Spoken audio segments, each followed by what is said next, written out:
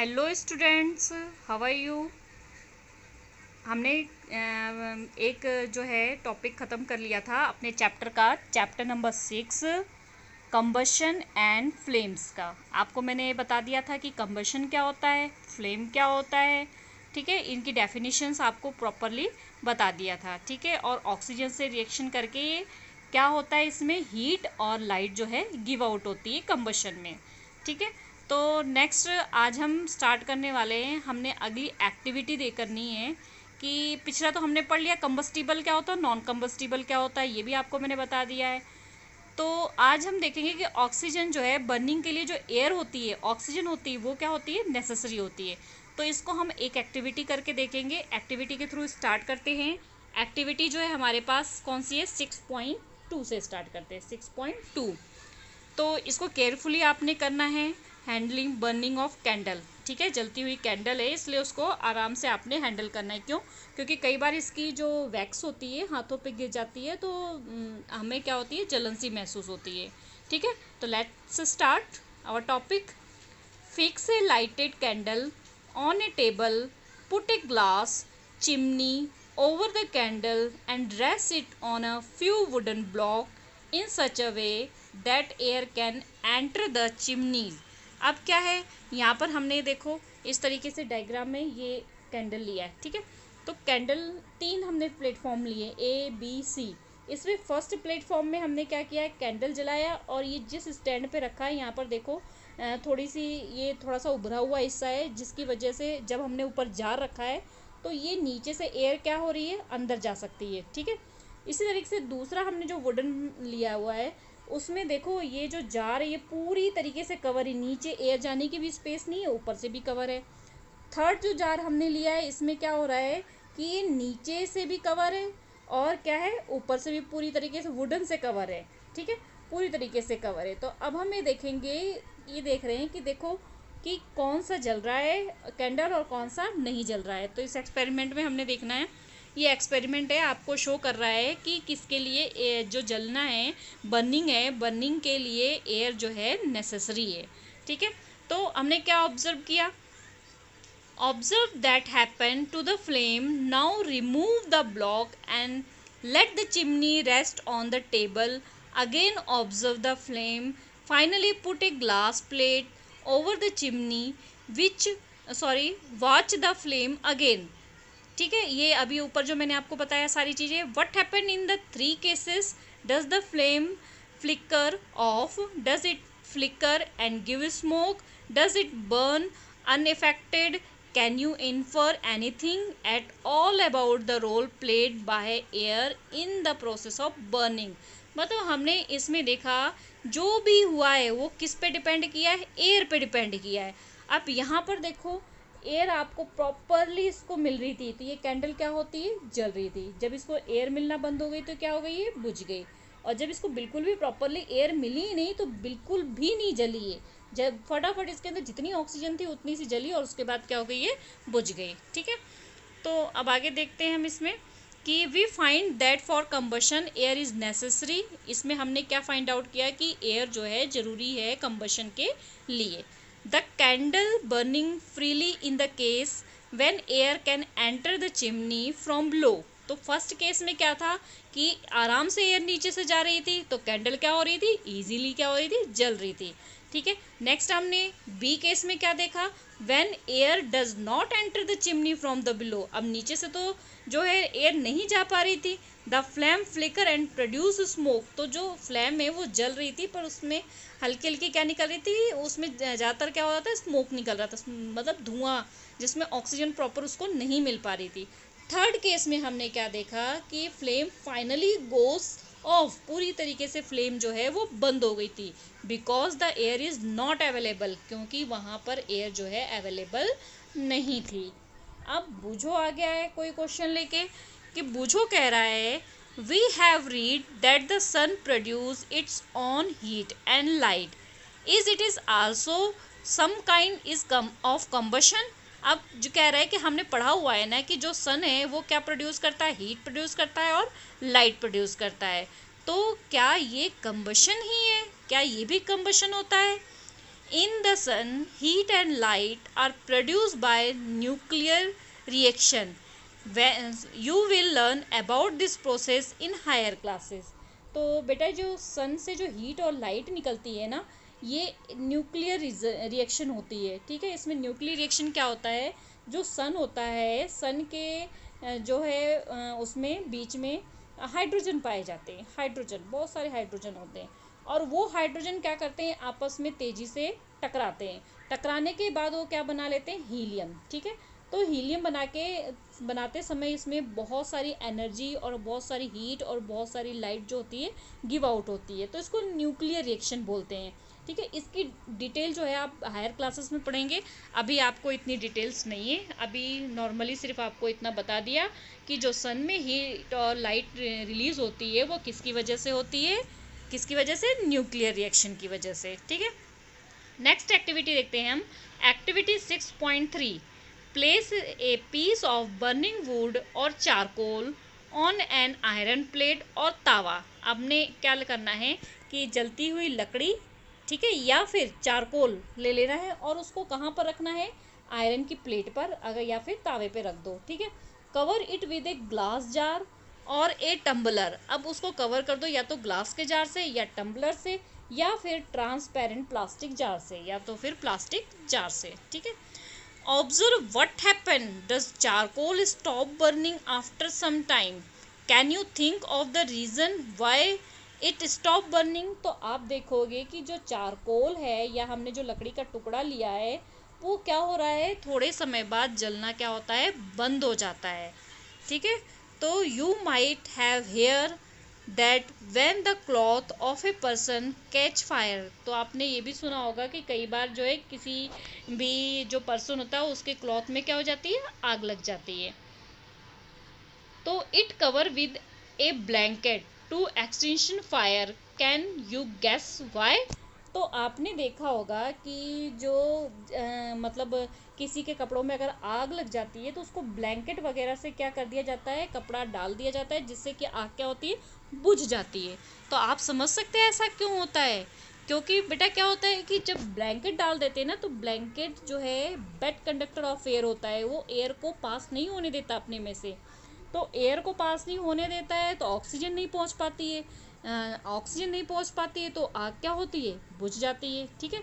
हम पढ़ते हैं इसी को, blanket wrapped around a person whose cloth catch fire. Blanket क्या करते हैं, जिस पर्सन को आग पकड़ लेती है उसके चारों तरफ क्या करते हैं, लपेट देते हैं। Now recall some of you experience. आपको मैंने बता दिया कि ब्लैंकेट क्यों लपेटते हैं, कि क्या होता है कि उसमें से जो है ऑक्सीजन जो है पास होना क्या होती है, बंद हो जाती है। ब्लैंकेट जो है बेड कंडक्टर ऑफ क्या होता है, एयर होता है, ठीक है। इसलिए तो हम उसको सर्दियों में पहनते हैं ताकि हीट जो है हमारी अंदर बनी रहे, बाहर की एयर अंदर ना जा सके, ठीक है, या ओढ़ते हैं। तो आगे देखते हैं, now recall some of your experience, does a match stick burn by itself, how does it burn. आप अपने एक एक्सपेरिमेंट खुद भी करके देख सकते हो कि मैच स्टिक को जब आप जलाओगे तो किस तरीके से जलती है। तो कैसे जलती थी, you must have had an experience of burning a piece of paper. इस तरीके से एक पेपर का पीस जला के देखो। Does it burn when a burning match stick is bought near it. तो आप देखोगे कि पेपर जो है वो कैसे जलेगा, आप कैसे जलाओगे पेपर को, उसके पास जब माचिस की तीली लेके जाओगे तभी तो पेपर जलेगा, अदरवाइज तो पेपर जलने से रहा जलेगा नहीं, ठीक है। Can you burn a piece of wood by the bringing a lighting match stick near. क्या आप एक लकड़ी के टुकड़े को जलती हुई माचिस की तीली ले जाके जला सकते हो, बताओ स्टूडेंट्स, जला सकते हो, नहीं जला सकते हो, ठीक है।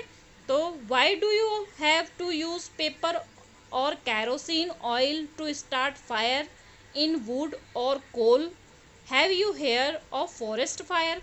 तो ये क्यों ज़रूरत होती है कि पेपर जो को जलाने के लिए हमें कैरोसिन ऑयल की ज़रूरत नहीं पड़ी, बट वुड और चारकोल को अगर जलाना है तो उसके लिए हमें किसकी ज़रूरत पड़ती है, कैरोसिन ऑयल की ज़रूरत पड़ती है, ठीक है। इसके बारे में हम आगे पढ़ेंगे कि ऐसा क्यों होता है, ठीक है। तो आगे हम देखते हैं कि आपने सुना हो जंगलों में आग लग जाती है, कई बार आपने सुना होगा कि जंगल में क्या हो गई, आग लग गई, ठीक है। During extreme heat of summer, कई बार गर्मियों में जब बहुत ज़्यादा गर्मी होती है, बहुत ज़्यादा हीट होती है, गर्मी होती है, तो at some place dry grass catch fire, तो वहाँ पे जो घासें होती है सूखी सूखी, वो क्या करती है, आग पकड़ लेती है। From the grass it spread to tree and very soon and whole forest is on fire.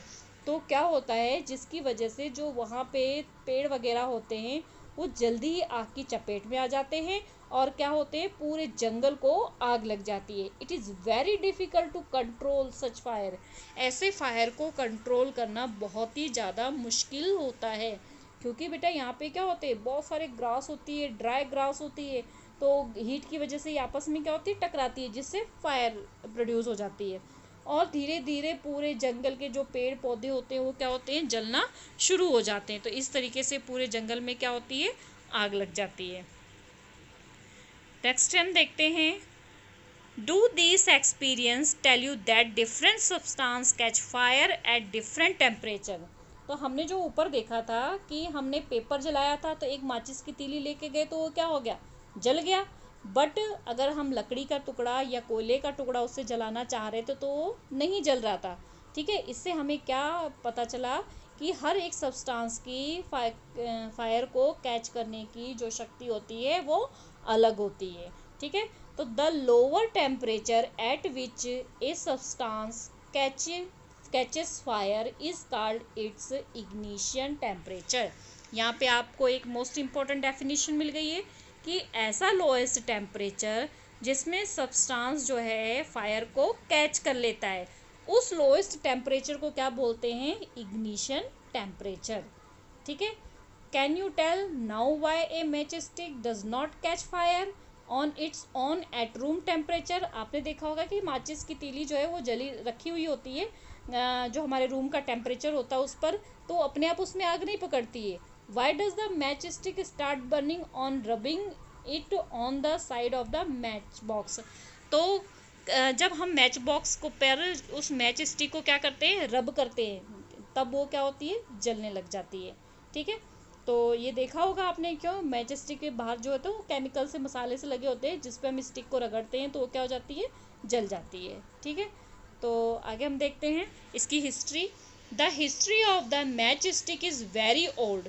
More than 5,000 years ago, small piece of the pine wood dipped in the sulfur were used as matches in ancient Egypt। तो क्या हो गया, पहले के time में ये इसकी history है कि इसमें क्या हो, 1000 ईयर्स पहले एक छोटे से पीस में पिन जो है वुडन ड्रॉप में लिया था और उसमें क्या लगाया था, सल्फर लगा लिया था। ठीक है, द मॉडर्न सेफ्टी में मैच वॉज डेवलप। अब जो पहले का तो ऐसे होता था, सिर्फ एक सल्फर लगा लेते थे, उससे काम चला लेते थे। ठीक है, लेकिन आज के टाइम में उसको क्या कर दिया, और डेवलप कर दिया। ओनली अबाउट 200 ईयर एगो, मतलब क्या, लगभग 200 साल पहले। A mixture of the antimony, trisulfide, phosphate, chloride and white phosphorus with some glue and starch was the applied on the head of a match made of the suitable wood। तो क्या हुआ, इसमें जो केमिकल्स के name बताइए, ये सारे chemical का क्या हुआ, यूज़ हुआ, और उसको सुटेबल जो वुड होती है उसके ऊपर उसको कवर अप कर देते हैं। When struck against a rough surface, white phosphorus got ignition due to the heat of friction. तो जिसकी वजह से जब हम उसको एक दूसरे पे जो है रगड़ते हैं, फ्रिक्शन करते हैं, तो वो क्या होता है, जलना शुरू हो जाता है। This started the combustion of the match. However white phosphorus proved to be dangerous both for the workers involved in the manufacturing of match and for the users। क्या होता है, ये बहुत नुकसानदायक होता है। कई बार क्या होता है, इससे जो है, जो बनाते हैं उनको, वर्कर्स होते हैं उनको बहुत ही ज़्यादा क्या होता है, प्रॉब्लम्स हो जाती है। These day the head of the safety match contain only antimony triphosphate and potassium chloride The rubbing surface has powdered glass and little red phosphorus. कई बार क्या होता है, सेफ्टी के लिए मैच पे क्या लगाया जाता है, ये जो केमिकल्स बताए हुए इन केमिकल्स को लगाया जाता है, which is much less dangerous, ये उसके अकॉर्डिंग कम डेंजरस होते हैं. When the match is struck against the rubbing surface, some red phosphorus get convert into white phosphorus. तो कई बार क्या होता है, इसको जब उस पर रब किया जाता है तो जो रेड फास्फोरस होता है वो किस में चेंज हो जाता है, वाइट में चेंज हो जाता है. This immediately react with potassium chlorate. तो ये क्या हो जाता है, रिएक्शन करके पोटाशियम क्लोरेट बना लेता है. In match stick had to produce enough heat to ignite antimony and trisulphide and start the combustion. तो कई इस पे जो प्रॉपर इनफ इसको इग्निशन चाहिए होता है और उस पर ये क्या होता है, जलना शुरू कर देता है. तो ये आपकी हो गई मैच स्टिक की हिस्ट्री कि कैसे कैसे कैसे आज के टाइम में मैच स्टिक जो है डेवलप हुई. इसलिए कोई खास इंपॉर्टेंट टॉपिक नहीं है, वैसे बस एक बार आप इसको रीड कर लेना. तो स्टूडेंट्स, नेक्स्ट टॉपिक जो है हम नेक्स्ट लेक्चर में पढ़ते हैं. आई होप आपको इतना समझ में आ गया इग्निशन टेम्परेचर क्या होता है और हमें ऑक्सीजन की जो है नीड होती है कैंडल को बर्न करने के लिए, मतलब कैंडल को फायर को बर्न जलाने के लिए. और क्या हमने पढ़ा कि किसी को भी अगर आग लग जाती है, किसी के कपड़े के, किसी पर्सन के कपड़े को आग लग जाती है तो उसको ब्लैंकेट क्यों कवर करते हैं, क्योंकि ऑक्सीजन की सप्लाई वहाँ से क्या होती है, कट ऑफ हो जाती है, क्योंकि ब्लैंकेट क्या होता है, bad conductor of air. Next topic next lecture. Okay, bye bye. Please like and subscribe.